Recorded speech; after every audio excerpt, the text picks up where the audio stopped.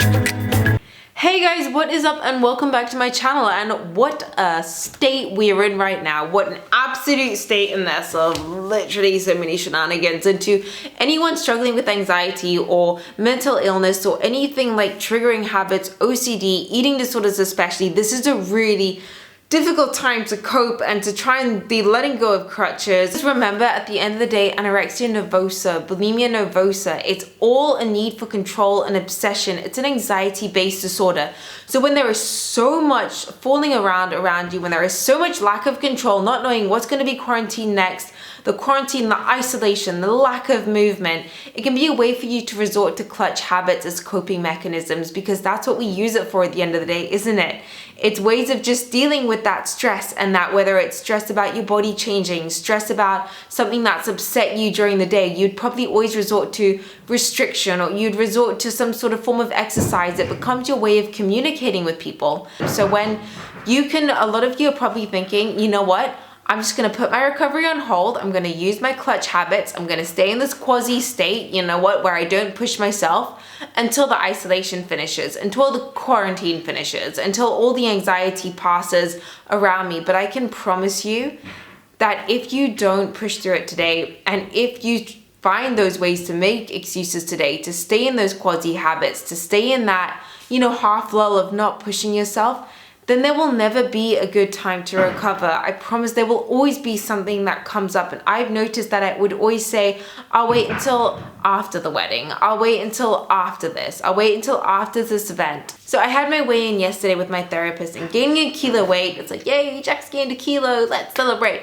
But it can be really difficult then to cope with those new behaviors, to cope with your body changing, to cope with meal plans changing, to cope with stopping those obsessive thoughts. Because usually what happens in eating disorders, we have obsessive food thoughts the whole time, an obsessive need for movement, an obsessive compulsive need for exercise, and that's just how we cope with our emotions, how we cope with life around us. And the way I deal with it from my therapist is finding other ways to cope, finding out who you are without those obsessive disorder behaviors, finding out who you are and what type of things you like to do. And I remember saying to her, I don't know who I am without these behaviors. I was the fit girl, I was the thin girl, and I don't know who I am without that. I don't know what I like to do. I used to love to draw, I used to love to dance, I used to love to sing, I used to love to do so many different things.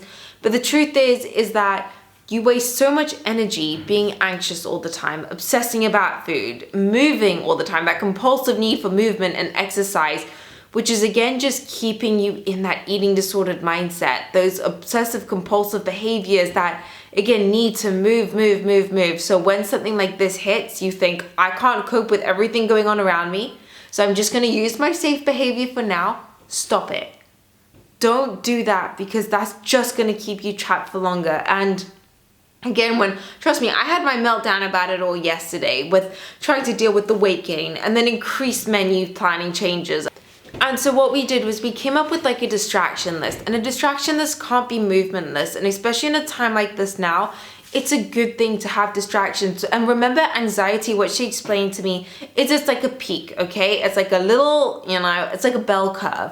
What happens is that it peaks when it becomes unbearable, and you have that unbearable urge to, whether it's restrict, whether it's to avoid a meal, whether it's to do anything like that, or whether it's to move or to exercise. It starts up and it builds to this peak where you feel that you are going to absolutely melt and combust if you don't do that behavior. But then it goes down, and you just have to be strong enough, you have to fight at that peak. Because if you just keep telling yourself it's gonna go down, it's gonna go down, it's gonna go down, do that. No. My mom wants to throw my Buddha away, and I swear I will physically injure you. No, you have to rub his belly for good luck. I'll rub more than his belly. You'll rub more than his belly? Yes. That's very rude. Hold on.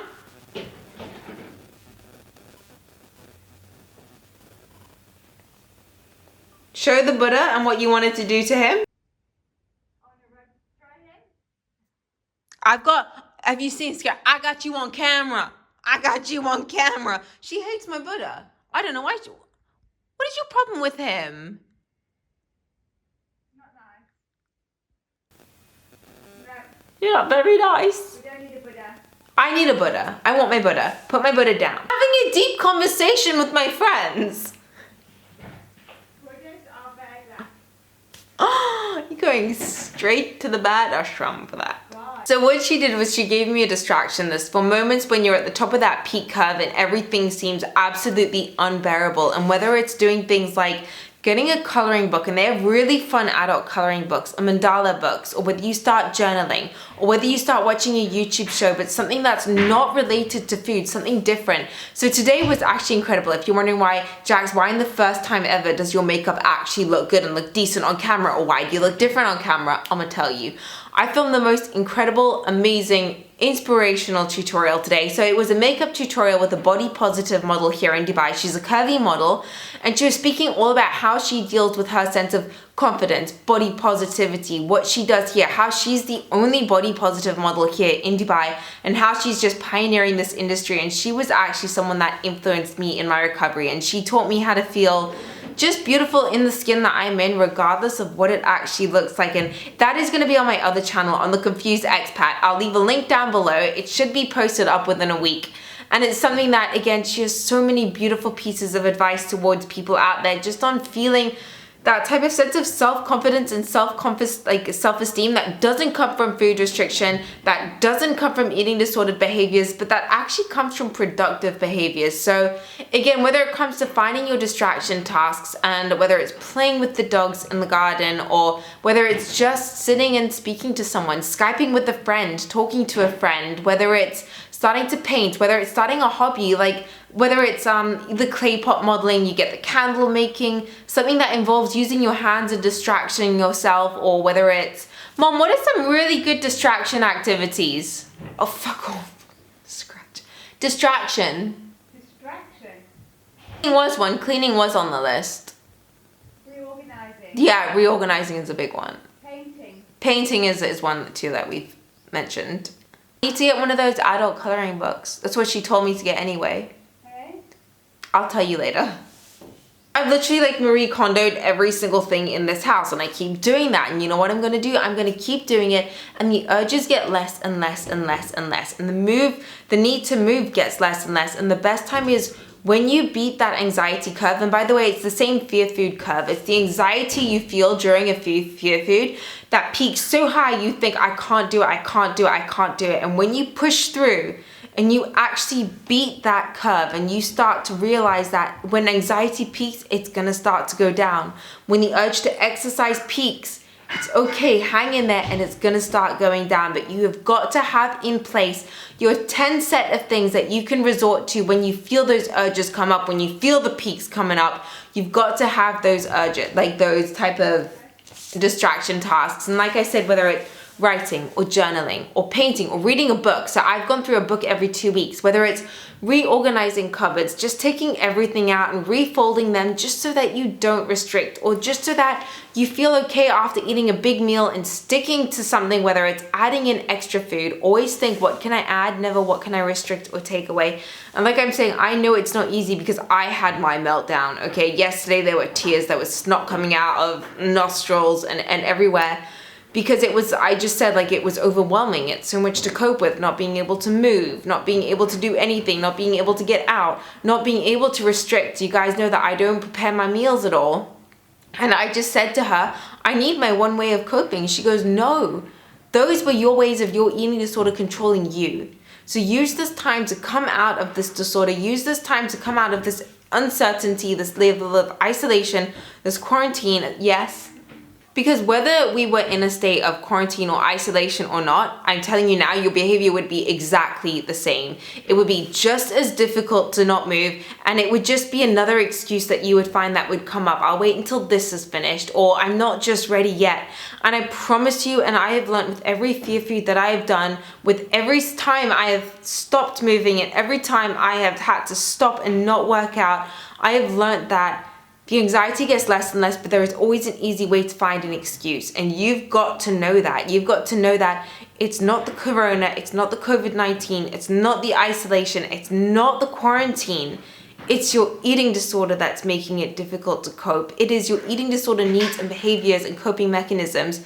So as long as you know that now, you'd know that whether you were in isolation or not, it would be just as hard to avoid those coping behaviors, those restricting behaviors. So make yourself stronger now in this isolation and quarantine. And I remember I broke down with my therapist. I was like, I don't know who I am without these behaviors. Like, I just literally sitting at home with all these thoughts in my head, not knowing who I am. And she just said, start a hobby, whether it's editing videos, whether it's starting up a YouTube channel. And she just said, you need to find out. And what I'm going to do is I'm going to put a list of resources that I use, a lot of my favorite coping mechanisms, a lot of my favorite distraction tasks. And maybe you guys want to put yours in the comment section down below.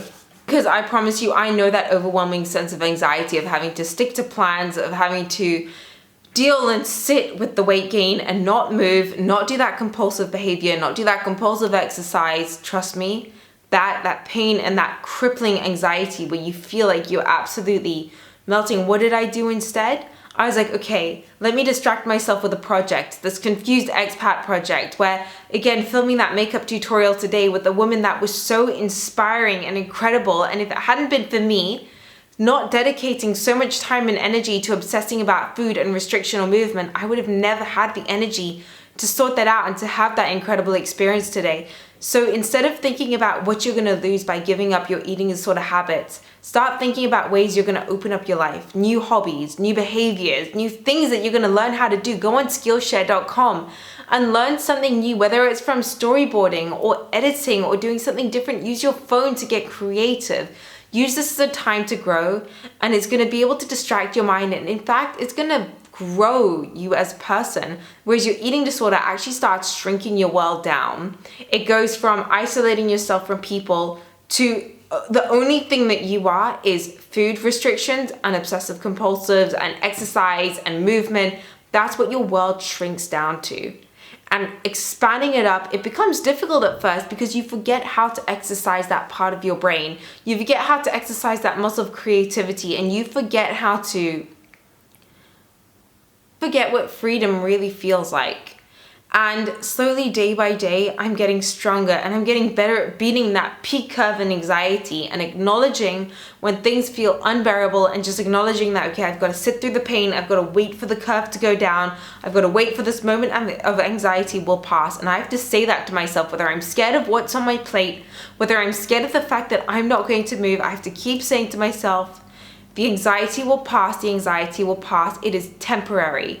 What's going to be forever? I'm working for freedom. I'm working with memories with loved ones. I'm working with being able to go out to a restaurant or a lunch on a spontaneous whim with friends and eat whatever I want off the menu. So making your world bigger than the isolation and the quarantine right now, think about life outside of the quarantine. Think about life outside the isolation, and know that the more you fight those peaks of anxiety of the curve, and remember, anorexia doesn't mean you're in a smaller body. It means that you just have that anxiety around food, that obsessive need for movement, whether it's orthorexia, that obsessive compulsive need for healthy food, for exercise, for movement, any type of anxiety-based disorder. Just know that you've got to beat that curve. And this is a really difficult time, I know, because I'm fighting it too every second of the day with the anxiety, with the uncertainty, and just wishing I could go back to those clutch safe behaviors. But knowing that I can't do that, because I can't wake up another morning just to wait until time passes to go to sleep at night, because it's unbearable. Those obsessive needs, the exhaustion of the food thoughts, the exhaustion of just feeling tired all the time for those controlling movements. So I'm encouraging you guys. I'm just telling you guys that I'm doing this with you. And days where I've had so many of you say that you're not strong enough, it's too hard, it's too difficult, you're not ready just yet, you don't have the support system that you wish you did. I'm telling you, it is difficult. And my therapist, when I had my breakdown yesterday, she said to me, of course recovery is hard. What did you think? She goes, it's hard and it's painful and it's the biggest fight of your life. But you say that you're not strong enough to do it. I'm like, yes, you are. Because if you were strong enough to get yourself into this mess, you are strong enough to get yourself out of it. But when you got yourself into your eating disorder, you had something you were fighting for, whether it was to change your body shape, whether it was to cope with a specific thing going on in your life, whether it was because you wanted to start an exercise regime or to become the fit person, because you had such a strong why in your head. Now, your why for getting out and surviving this quarantine has to be just as strong, and that's what mine is. It's starting a healthy dating life again. It's starting to be able to go out on holiday, like a ski holiday with my friends, and sit in a cabin all day and order whatever I want off a menu. It's freedom. So know that your why for getting you in here was strong. Maybe you don't remember it, but it was bloody strong. And it's gonna have to be just as strong to get you out, to get you through this level of anxiety, uncertainty, quarantine. And remember, find a hobby, find something fun and different and distracting. And remember, I'm fighting here every single step of the way with you guys. And I don't know, let me know in the comment section down below what you guys do. What is your form of coping that doesn't involve food, that doesn't involve exercise and movement? Let me know. Let's share with the community down below. And don't forget to hit that like button down below if this was helpful. Don't forget to hit that subscribe button if you haven't already. And go check out my Confused Expat channel, which is my fun hobby that has just been pushing me outside of my comfort zone. It's been so much fun. It has been life-changing. Again, my life has grown around it. Being able to meet one of my role models today, doing that makeup tutorial, learning about something that made me feel beautiful and that didn't involve punishing my body to feel good. So I will see you guys in my next video. Stay safe, stay strong mentally, and just stay positive and hopeful, because we're all in this together, everyone in the world, and we're gonna come out better. We're gonna use this time of isolation to grow, and by the time we come out, we're gonna be ordering whatever the freak we want off the menu at PF Chang's. Hell yes, I think we need a mukbang after this, but I'm gonna see you guys in my next video. Mwah.